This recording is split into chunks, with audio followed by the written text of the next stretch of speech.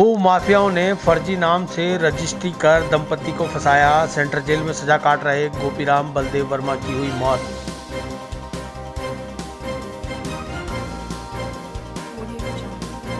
Tanishq jewellers Ajmer पहले से भी बेहतर सेफ्टी के गोल्ड स्टैंडर्ड्स के साथ तैयार है आपके आगमन के लिए। सुंदर आभूषण और बेहतरीन कलेक्शन के लिए आज ही अपॉइंटमेंट बुक करें। Visit Tanishq jewellers, India motor circle, Ajmer.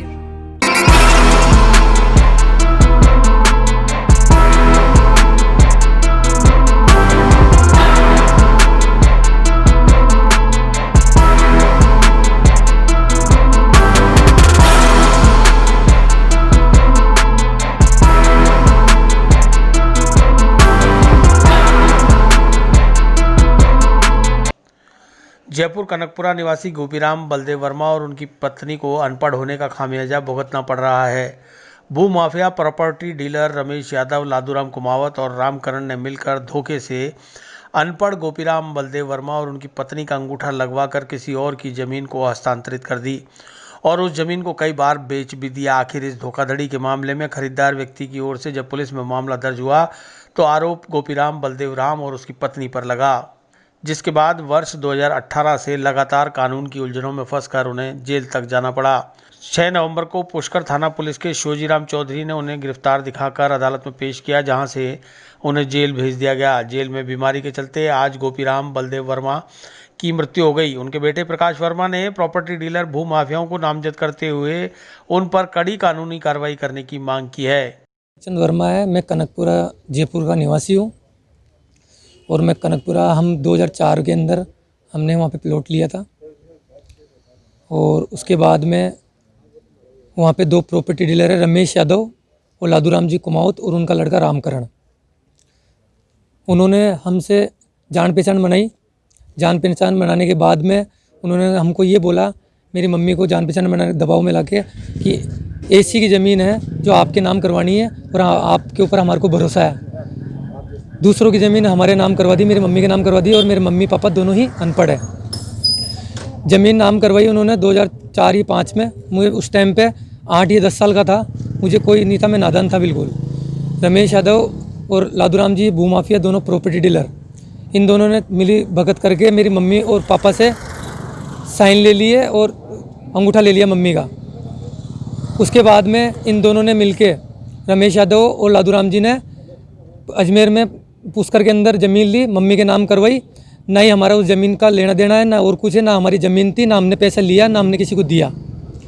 उसके बाद में रमेश यादव और लादूराम जी कुमावत ने दोनों ने मिलके ये मम्मी के नाम जो ज़मीन करवाई थी उसी ज़मीन को मम्मी से ही 2 बार बिकवा दिया और मम्मी को ये पता नहीं है कि वो ज़मीन कब बिकी और कब नहीं बिकी।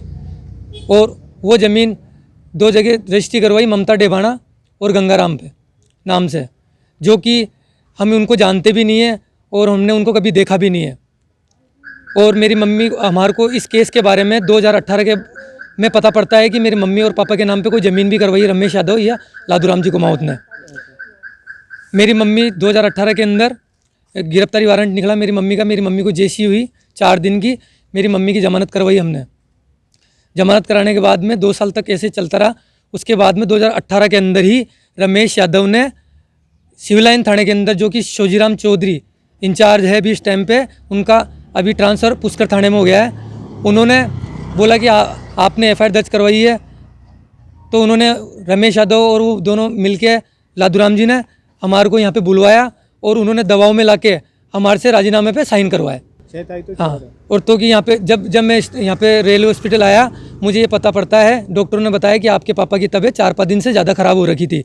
इन्होंने कोई इन्फॉर्म नहीं करा और मेरे पापा की जो भी मौत का कारण है वो रमेश यादव, लादूराम जी कुमावत, ममता डेभाना, गंगाराम और शिव कुमार ये मौजूद है।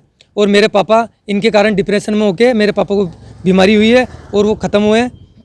अगर मेरे परिवार में मेरे पापा तो चले गए, मैं, मेरी मम्मी और मेरी वाइफ और मेरे 2 बच्चे हैं, अगर हमारे को कुछ भी होता है तो उसका जिम्मेदार रमेश यादव, लादूराम जी कुमावत, रामकरण और ममता डेभाना और श्री कुमार। ये सब कहाँ से निवासी है? ये पुष्कर के, श्री कुमार पुष्कर का निवासी है और ममता डेभाना अजमेर की निवासी है। अब इसमें संदीप पुलिस की बात तो संदीप रहता है, पुलिस की कार्रवाई में तो संदीप हुआ है इसमें तो सर मुझे पुलिस दबाया है। पुलिस ने हमारी सुनी नहीं है, हमारी को ऐसे उठा के लिया है, ना कोई नोटिस आया ना कुछ आया। मेरे पापा बिल्कुल निर्दोष है। मैं ये चाहता हूँ कि मेरे पापा को इंसाफ मिले। आपको कैसे पता पड़ा? मुझे 2018 के अंदर जब पुलिस आई हमारे घर पे, तो मुझे ये पता पड़ा कि आपके मम्मी पापा के नाम पे ऐसी ज़मीन करवाई और आपके पापा के रजिस्टर में साइन है। मेरे पापा ने मुझे ये बोला कि मैंने कभी कोई साइन नहीं किए।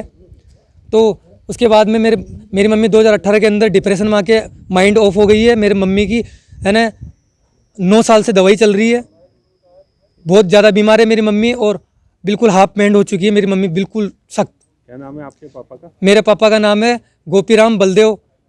कौन सी जेल में बनते थे? हाँ, कौन सी जेल में बनते थे अभी? सेंट्रल जेल के अंदर। मैं ये चाहता हूँ कि मेरे पापा को इंसाफ मिले।